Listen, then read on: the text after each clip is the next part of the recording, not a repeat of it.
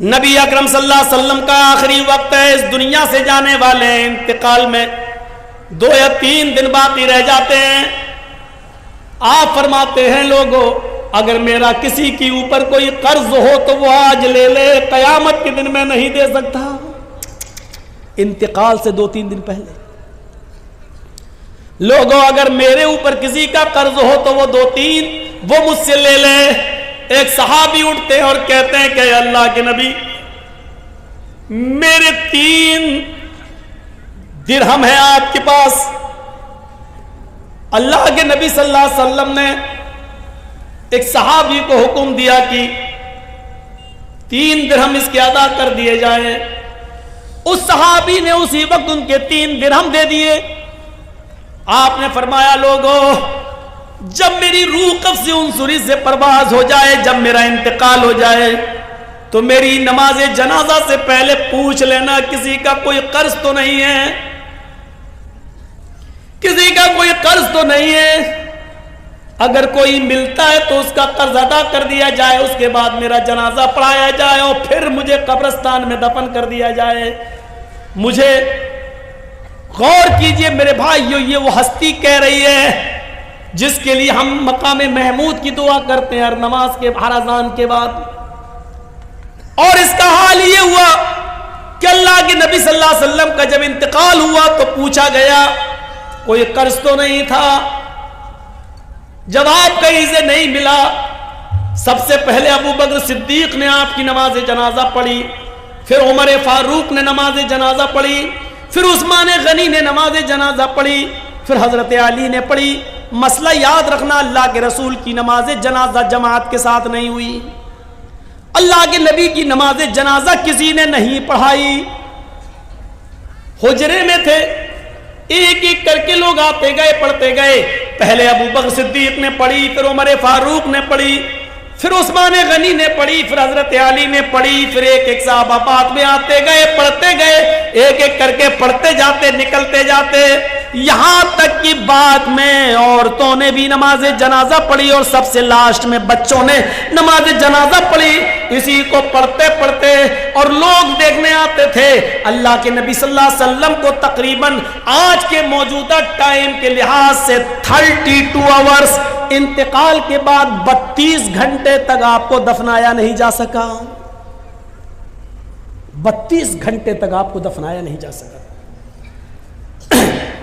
اور اس کے بعد جب آپ کو دفنا دیا گیا، مٹی آپ کی ہو جاتی ہے، تو حضرت ابو بکر صدیق جب تک خلیفہ رہے اعلان کرتے رہے لوگوں اگر نبی اکرم صلی اللہ علیہ وسلم کا قرض کسی کے اوپر ہو تو وہ مجھ سے لے لے۔ لیکن ابو بکر صدیق 2 سال تک خلیفہ رہے، 2 سال تک برابر اعلان کیا لیکن کوئی نہیں آیا۔ پھر حضرت عمر فاروق کا زمانہ آیا، حضرت عمر فاروق کے پورے 10 سال تک اعلان ہوتا رہا اگر نبی اکرم کا قرض کسی کے اوپر ہو، اگر کسی نے نبی کو قرض دیا ہو اور اس کا قرض باقی ہو تو وہ عمر سے آ کر لے لے۔ حضرت عمر فاروق کے 10 سال کی خلافت میں بھی کوئی قرضہ لینے نہیں آیا۔ حضرت عثمان غنی کا جب زمانہ آیا تو 12 سال تک اعلان کیا جاتا رہا اگر نبی اکرم نے کسی سے قرض لیا ہے تو وہ آ کر مجھ سے قرض لے لے، میں نبی کا قرض دینے کے لیے تیار ہوں۔ لیکن 12 سال تک عثمان غنی کے زمانے میں بھی کوئی قرض لینے نہیں آیا۔ ذرا اندازہ لگائیے کہ قرضے کا معاملہ کتنا بھیانک ہوتا ہے۔ اللہ کے نبی صلی اللہ علیہ وسلم اپنے انتقال سے پہلے خود اعلان کر رہے ہیں اگر کسی کا قرض میرے اوپر ہے تو لے لے۔ ایک اٹھتے ہیں اور کہتے ہیں کہ میرے 3 درہم میں آپ نے دلوا دیے، پھر کوئی نہیں ملا۔ ابو بکر صدیق نے 2 سال تک اعلان کیا لیکن کوئی نہیں ملا۔ عمر فاروق نے 10 سال تک اعلان کیا لیکن کوئی نہیں ملا۔ عثمان غنی بھی کہتے رہے کہ نبی کا قرض کسی کے اوپر ہو تو مجھ سے لے لے، لیکن 12 سال تک کسی نے کوئی قرض نہیں مانگا۔ غور کرو کہ قرض کا معاملہ کتنا بھیانک ہوتا ہے، کیونکہ قرض دار آدمی کی روح لٹکتی رہتی ہے زمین و آسمان کے بیچ میں۔ میرے پیارے ساتھیوں، جب تک اس کا قرض ادا نہ کر دیا جائے میرے بھائیوں یہ معاملہ بڑا عجیب و غریب رہتا ہے۔ آئیے اس معاملے کو سمجھنے کی کوشش کیجئے. حقوق اللہ، اللہ معاف کر سکتا اپنا حق، لیکن بندے کا حق معاف نہیں کرے گا. اگر کسی نے کسی سے قرض لیا ہے تو پہلی فرصت میں قرض ادا کر دے، پہلی فرصت میں قرض ادا کر دے، کیونکہ نمازیں بیکار ہو جاتی ہیں، روزے بیکار ہو جاتے ہیں، حج بیکار ہو جاتا ہے. حج اسی لیے فرمایا کہ قرضہ لے کر حج جیسی عبادت بھی آپ کرنے نہیں جا سکتے ہیں. قرضہ لے کر قربانی آپ کر سکتے ہیں، لیکن ایک وعدہ کیجئے، قرضہ جس آدمی سے لے رہے ہیں اس سے وعدہ کیجئے کہ 1 مہینے میں آپ کا قرضہ دے دوں گا، آپ مجھے 12,000 15,000 روپے بطور قرض دے دیجئے تاکہ ہمیں خصی لے لیں اور قربانی کر دیں. قرضہ لے کر قربانی کی جا سکتی ہے، لیکن اگر آپ کو یہ اندیشہ ہو کہ ہم اس کا قرضہ ادا نہیں کر پائیں گے تو پھر قرضہ لے کر قربانی کرنا بھی آپ کے لیے جائز نہیں ہے. اگر آپ کو یقین ہے کہ قرضہ ہم دے سکتے ہیں تو 1 مہینہ 2 مہینے کی اجازت لے کر قرضہ لے سکتے ہیں، لیکن قرضہ لے کر حج کرنے نہیں جا سکتے، کیونکہ قرضدار پر حج ہے ہی نہیں. قرضدار پر حج نہیں، حج تو اس پر فرض ہے جو صاحب استطاعت ہو. من استطاع الیہ سبیلا، جو ان استطاع الیہ سبیلا، اگر تم وہاں تک جانے کی طاقت رکھتے ہو تو حج کرو، تو حج کرو. اگر وہاں تک جانے کی طاقت نہیں ہے، استطاعت نہیں ہے، تو آپ حج نہ کریں. کتنی بری عادت کہاں سے کہاں نکل گیا اور کہاں بہک گیا، یہاں پہنچ گیا. میں کہہ یہ رہا تھا کہ ہم اپنے دوستوں کو کھلا سکتے ہیں، دشمنوں کو نہیں، لیکن اللہ رب العالمین کو دیکھیے، وہ اپنے دوست و دشمن سب کو کھلاتا ہے، مومن و کافر سب کو کھلاتا ہے. یہ ہے رب العالمین. اس کے بعد آئیے دوسری آیت پر، الرحمن الرحیم. کتنی بڑی نعمت ہے، وہ بڑا ہی رحم کرنے والا، انتہائی مہربان ہے. اللہ کتنا بڑا مہربان ہے یہ سمجھنے کے لیے بعد میں ہم آپ کو اس طرف بعد میں آئیں گے. پہلے یہ سوچئے، اللہ کہتا ہے کہ میرے پاس رحمت کے 100 درجے ہیں. اس بات کو ذرا غور سے سنیے گا، یہ سمجھ گئے تو پوری تقریر سمجھ جائیں گے. اللہ نے کہا میرے پاس رحمت کے 100 درجے. اللہ نے کہا مطلب اللہ کے نبی نے کہا، اللہ نے فرمایا، یعنی حدیث قدسی. اللہ کے نبی فرماتے ہیں کہ اللہ نے فرمایا میرے پاس رحمت کے 100 درجے ہیں. دنیا میں جو تم رحم و کرم، محبت و الفت دیکھ رہے ہو، یہ ایک درجہ میں نے دنیا میں اتارا ہے. رحمت کے 100 درجوں میں سے صرف 1 درجہ میں نے دنیا میں اتارا ہے. 99 درجے میں نے اپنے پاس رکھے ہیں. اب میں کسی سے پوچھوں رحمت کے کتنے درجے ہیں؟ 100. اور دنیا میں اللہ نے کتنا درجہ اتارا ہے؟ 1. صرف 1. ایک مرغی کو دیکھیے آپ، مرغی بلی کو دیکھتی ہے فوراً بھاگتی ہے، لیکن وہی مرغی جب انڈوں پر بیٹھتی ہے اور انڈوں سے چوزے نکلتے ہیں، اور مرغی جہاں سڑک پر دانا چگتی ہے، اپنے بچے اس کے پیچھے پیچھے آتے ہیں، اچانک بلی کو دیکھتی ہے مرغی تو بھاگتی نہیں ہے. اب آپ دیکھیے وہ مرغی اب بھاگ نہیں رہی ہے، کیونکہ جانتی اگر میں بھاگوں گی تو میرے بچے مارے جائیں گے. وہ مرغی اپنے پروں سے کھول کر اپنے بچوں کو سمیٹتی ہے اور بلی کے سامنے سینہ تان کے کھڑی ہو جاتی ہے. اس مرغی کے اندر اپنے بچوں کی محبت اور اپنے بچوں کی الفت کے لیے پروں کا کھول دینا اور اپنے بچوں کا سمیٹ لینا، یہ اسی 1 درجے محبت کا حال ہے. یہ اسی 1 درجے محبت کا حال ہے، 99 درجے نہیں. ایک کتیا جب اس کے بچے پیدا کرنے کا وقت آتا ہے تو آپ دیکھیے کتیا بھی ایسی جگہ تلاش کرتی ہے کہ ہم اپنے پیٹ سے اپنے بچوں کو جنم دے سکیں جہاں دوسرے کتے نہ پہنچ پائیں اور خطرناک جانور وہاں پہنچ کر ہمارے بچوں کو مار نہ ڈالیں. آپ نے دیکھا کبھی؟ وہ کتیا بھی ایسی جگہ تلاش کرتی ہے جہاں اس کے بچے محفوظ رہ سکیں. یہ محبت اس کتیا کے اندر کس نے ڈالی؟ ایک بکری کو دیکھیے، ایک گائے کو دیکھیے، ایک بھینس کو دیکھیے، جب وہ بچہ جنتی ہے تو کتنی غلاظت اور گندگی اس بکری کے بچے کے اندر ہوتی ہے۔ وہ بکری، وہ بھینس، وہ گائے جب بچہ پیدا کرتی ہے تو اپنی زبان کھول دیتی ہے اور اپنے بچے کے جسم پر لگی ہوئی گندگی کو اپنی زبان سے چاٹتی ہے اور اپنے بچے کو کھڑا کرنے کی کوشش کرتی ہے اور پھر اس بچے میں روح پھونک دیتی ہے۔ اور پھر آپ دیکھیے جب بھینس یا گائے کا بالغ اس گائے کے دودھ کو دوہتا ہے تو گائے اور بھینس اپنے بچے کو پلانے کے لیے تھوڑا سا دودھ اوپر چڑھا لیتی ہے، تصور کرو۔ اور جب اس کے بچے کو چھوڑا جاتا ہے تو فوراً وہ گائے اور بھینس دودھ کو نیچے اتار کے اپنے بچوں کو پلاتی ہے۔ یہ محبت، یہ الفت اس گائے کے اندر، اس بھینس کے اندر، اس بکری کے اندر کس نے رکھی ہے؟ یہ اسی محبت، اسی رحمت کے ایک درجے کا حال ہے، اسی رحمت کے ایک درجے کا حال ہے۔ اور سنیے، جس نے 99 درجے اپنے پاس رکھے ہو وہ کتنا مہربان ہوگا۔ ایک بکری جب اپنے بچے پر اتنا مہربان ہے، ایک کتیا اپنے بچے پر اتنا مہربان ہے، ایک مرغی اپنے بچوں کے لیے اتنا مہربان ہے، تو سوچئے یہ ابھی ایک درجہ ہے، ابھی ہم انسانوں پر نہیں آئے،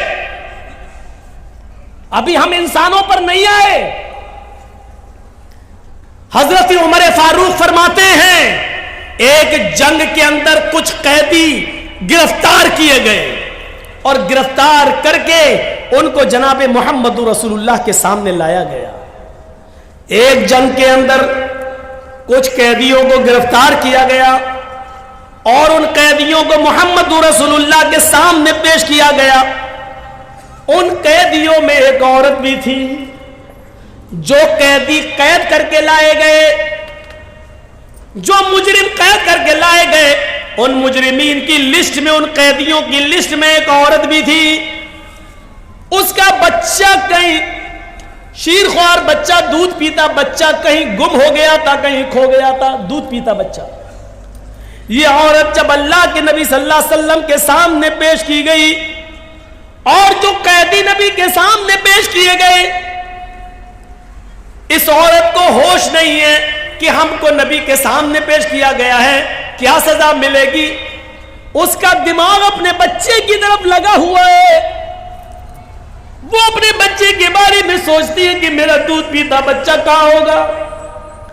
یہاں تک کہ وہ نبی اکرم صلی اللہ علیہ وسلم کے حکم کے مطابق قیدیوں کو ایک میدان میں جمع کر دیا گیا، اس میدان میں اس عورت کو بھی لایا گیا۔ وہ عورت جس بھی چھوٹے بچے کو دیکھتی، جس چھوٹے بچے کو دیکھتی، جس دودھ پیتے بچے کو دیکھتی، اس سے چھین لیتی اور اپنے پستان سے اس بچے کو لگا کر دودھ پلانے لگتی۔ اللہ کے نبی نے پوچھا ایسا یہ عورت کیوں کر رہی ہے؟ جس عورت کے بچے کو دیکھتی یہ پکڑ لیتی اور اپنے پستان کا دودھ پلانے لگتی، ایسا کیوں ہے؟ جواب پلائے اللہ کے نبی، اس عورت کا بچہ کہیں گم ہو گیا ہے، اس لیے یہ ہر بچے کو اپنا بچہ سمجھ رہی ہے۔ اللہ کے نبی نے اس عورت کی اس محبت کو دیکھا، اس عورت کی اس رحمت کو دیکھا جو دوسروں کے بچے کو اپنا بچہ سمجھ رہی ہے۔ اللہ کے نبی صحابہ سے سوال کرتے ہیں، آئے میرے ساتھیوں، اگر اس کو اس کا بچہ مل جائے اور پھر اس عورت سے کہا جائے کہ اپنے بچے کو آگ میں پھینک دو، تو تم کیا امید رکھتے ہو؟ کیا یہ عورت اپنے بچے کو آگ میں ڈال دے گی؟ تصور کرو نبی کا سوال۔ جو عورت دوسرے کے بچے کو اپنا بچہ سمجھ رہی ہے، اگر اس کو اس کا بچہ مل جائے پھر اس عورت سے کہو کہ اپنے بچے کو آگ میں ڈال دے، جلتی ہوئی آگ میں ڈال دے، تو کیا وہ ڈال دے گی؟ صحابہ نے کہا نہیں، ہرگز نہیں۔ اس کی محبت یہ کبھی گوارا نہیں کرے گی کہ وہ اپنے بچے کو آگ میں ڈال دے۔ اللہ کے نبی فرماتے ہیں میرے ساتھیوں، رب کی رحمت کے 100 درجوں میں سے ایک درجہ رحمت کا یہ حال ہے کہ وہ اپنے بچے کو آگ کے حوالے نہیں کر سکتی ہے، جس کے پاس 99 درجے رحمت ہو وہ قیامت کے دن اپنے بندے کو جہنم کی آگ میں کیسے ڈالے گا؟ اس کی رحمت یہ کیسے گوارا کرے گی کہ اپنے بندے کو جہنم میں ڈال دے؟ لیکن بندے گناہ کر کر کے، شرک کر کر کے، بدعتیں کر کر کے، شراب نوشی کر کر کے، حرام کھا کھا کر، حرام کی کاروبار کر کر کے اپنے آپ کو خود جہنم میں لے جاتے ہیں، تو اس میں اللہ کی رحمت پھر غضب میں بدل جاتی ہے۔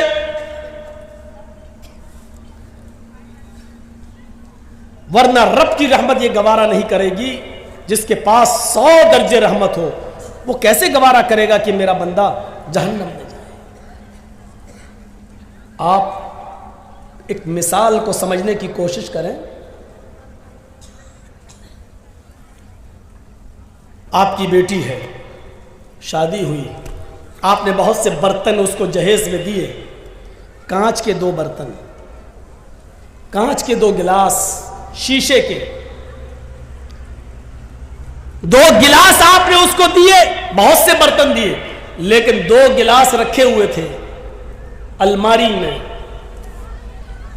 اور کانچ کے دونوں گلاس جس کو آپ کی بیٹی سسرال میں جانے کے بعد روزانہ صاف کر کر کے رکھتی تھی، اچانک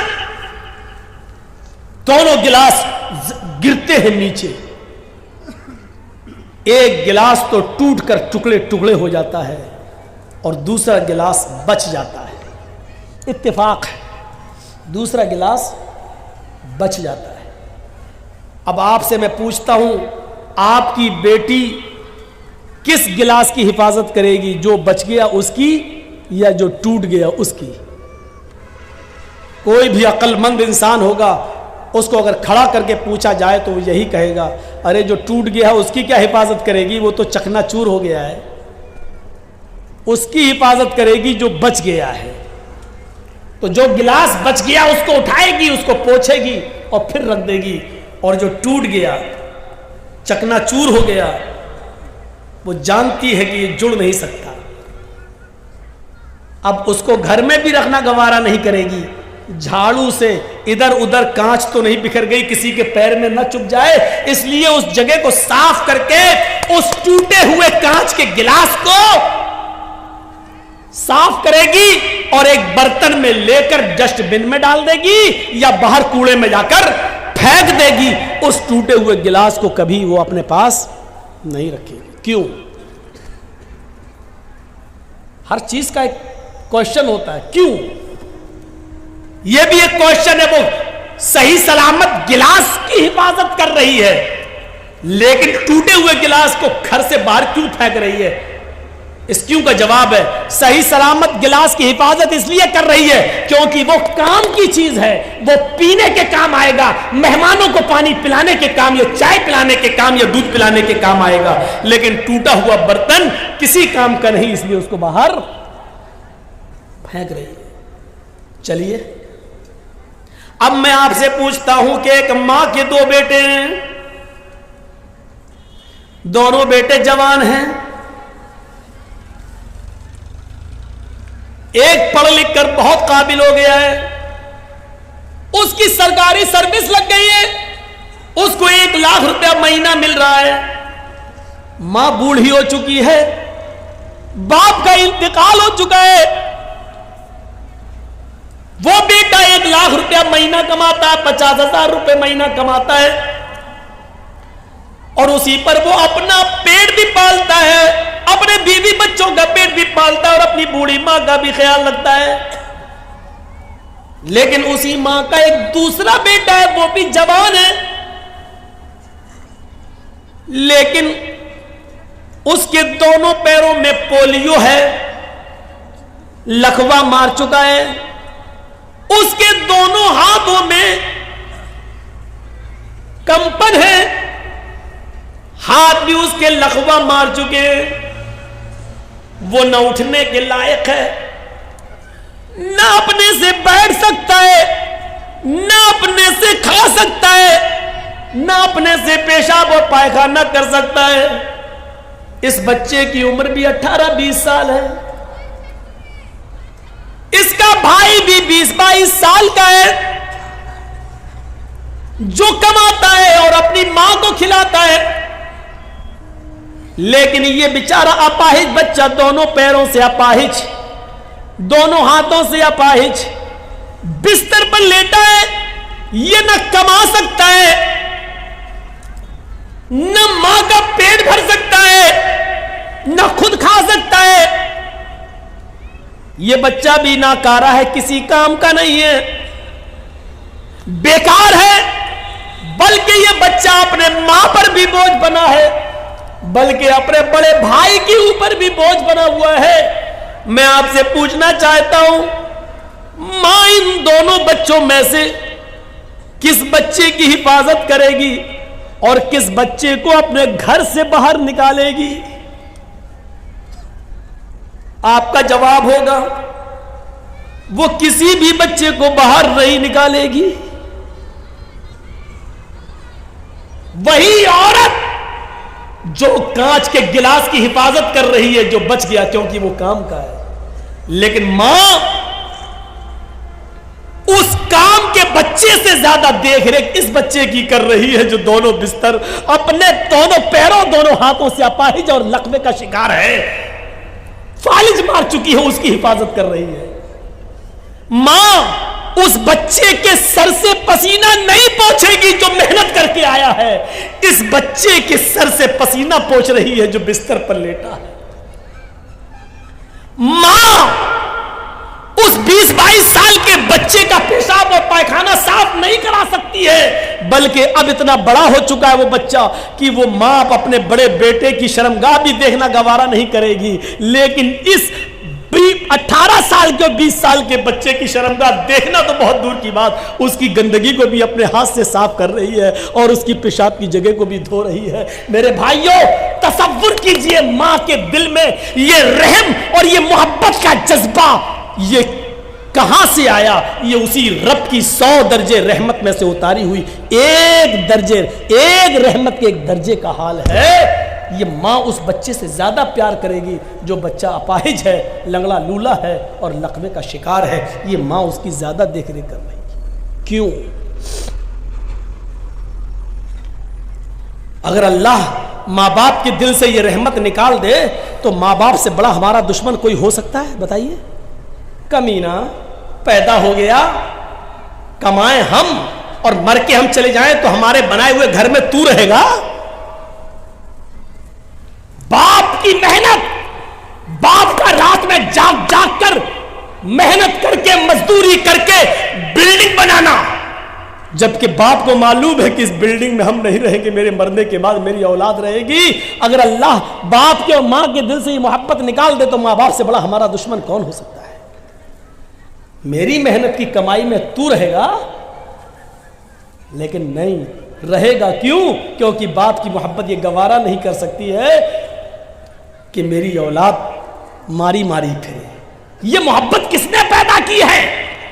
اسی رب نے، اور 100 درجے رحمت کے ایک اتارا ہے، اور ایک رحمت کے درجے کا حال یہ ہے جو مرغی اپنے بچوں سے پیار کر رہی ہے، بکری اپنے بچوں سے، بھینس اپنے بچڑے سے، گائے اپنے بچڑے سے، یہ محبت کا تقاضا ہے، اور ماں اپنے بیٹے سے محبت کر رہی ہے، یہ محبت کا تقاضا ہے۔ میرے پیارے ساتھیوں، ذرا تصور کرو رب کی رحمت کا ایک درجہ۔ اب ذرا آئیے پھر دیکھیے رب کی رحمت کا حال کیا ہے۔ آئیے اور پھر دیکھیے کہ رب کی رحمت کا حال کیا ہے۔ فرمایا کہ اللہ رب العالمین کی رحمت یہ کیسے گوارا کر لے گی؟ جب ایک ماں اپنے بچے کو آگ میں ڈالنا گوارا نہیں کر سکتی ہے تو اللہ رب العالمین کی رحمت یہ کیسے گوارا کرے گی؟ جبکہ اس کے پاس رحمت کے 100 درجے ہیں، کیسے گوارا کرے گی کہ اپنے بندے کو آگ میں ڈال دے؟ بنی اسرائیل کا ایک واقعہ بیان کرتے ہوئے نبی اکرم نے فرمایا، ایک شخص اپنے اونٹ کو اپنے گھر کے سارے سامان کے ساتھ پیک کر کے نکلتا ہے اور ایک صحرا اور جنگل سے ہوتا ہوا جاتا ہے۔ تھک گیا، جنگل میں ایک پیڑ سے ایک درخت سے وہ اپنے اونٹ کو باندھ دیتا ہے اور تھوڑی دیر درخت کے سائے میں آرام کرنے لگتا ہے۔ آنکھ کھلتی ہے تو دیکھتا ہے کہ میرا اونٹ غائب، اس میں پورے گھر کا سامان بندھا تھا. اب اونٹ غائب, ہوش اڑ گئے ہیں, اونٹ غائب, میرے گھر کا پورا سامان اونٹ پر اور اونٹ غائب. وہ کبھی اس جھاڑی جاتا, کبھی اس جھاڑی میں دیکھتا, کبھی اس پہاڑی پہ چڑھتا, کبھی اس پہاڑی پہ چڑھتا. وہ پورا جنگل تلاش کر ڈالا لیکن اس کو اونٹ نہیں ملا, اس کو اونٹ نہیں ملا. پورا جنگل تلاش کر دیتا ہے لیکن اس کو اونٹ نہیں ملتا ہے. مایوس ہو کر اسی پیڑ کے پاس آتا ہے, ہاتھ سر پہ رکھ کر سوچنے لگتا میں کیا کروں گا. بڑی محنت سے مال کمایا تھا, غائب ہو گیا اونٹ, کہاں چلا گیا. اب کتنا دن لگے گا اتنا مال کمانے میں, اور اپنے گھر کا ساز و سامان بنانے میں کتنا وقت لگے گا. اب یہ سوچ ہی رہا تھا, تھکا ہوا تھا کہ اچانک نیند آ گئی. تھوڑی دیر کے بعد آنکھ کھلتی ہے, کیا دیکھتا ہے کہ میرا اونٹ اسی پیڑ سے بندھا ہوا ہے جس پیڑ سے غائب ہوا تھا.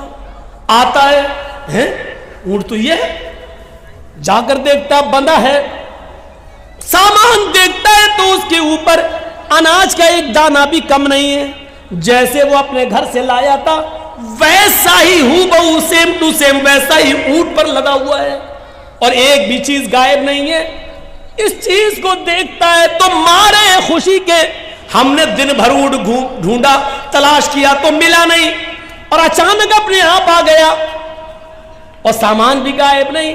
اس کو دیکھ کر وہ اتنا خوش ہوتا ہے, اتنا خوش ہوتا ہے کہ اونٹ کو دیکھتا جاتا اور نظریں آسمان پہ ڈالتا جاتا اور اپنے رب سے کہتا جاتا اللہم انت عبدی وانا ربک. اے اللہ مان گیا تیری قدرت, اے اللہ مان گیا میں تجھے, واقعی تو میرا بندہ ہے اور میں تیرا خدا. نہیں سمجھ پائے نا اس نے کیا جملہ استعمال کیا. مارے خوشی کے اس نے کیا کہا, اللہم انت عبدی, واہ واقعی تو میرا بندہ ہے, وانا ربک اور میں تیرا رب. الٹا بول گیا, سمجھ رہے نا کیا بول گیا وہ. اس کو بولنا یہ چاہیے تھا کہ واقعی میں تیرا بندہ اور تو میرا رب ہے, لیکن اونٹ پا گیا, سامان لدا ہے.